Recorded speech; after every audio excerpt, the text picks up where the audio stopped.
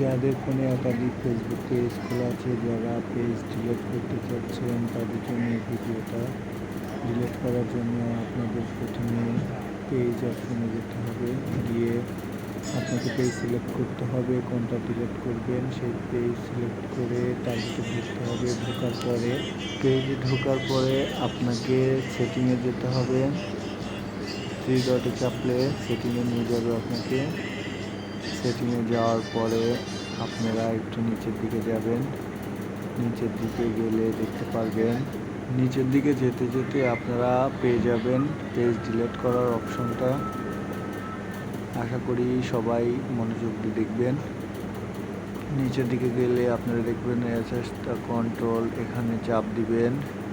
Assistant কন্ট্রোলে চাপ দেওয়ার পরে এখানে আপনারা ঢুকবেন। ঢোকার পরে দেখতে পারবেন পেজের অপশন, ডিলিট পেজে ঢুকবেন। ঢোকার পরে কী কারণে আপনার পেজটি ডিলিট করতে চাচ্ছেন সেই অপশনটা ওখানে চাইবে।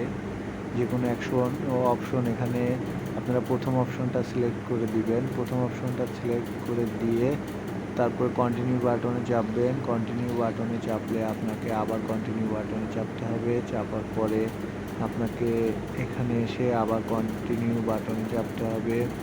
কন্টিনিউ বাটনে চাপার পরে এখানে আপনার ফেসবুক পাসওয়ার্ড চাইবে। আপনার ফেসবুক যে পাসওয়ার্ড দিয়ে ফেসবুকটি খুলেছেন সেই পাসওয়ার্ডটি এখানে বসাতে হবে। আপনার অন্য কোনো পাসওয়ার্ড বসালে হবে না।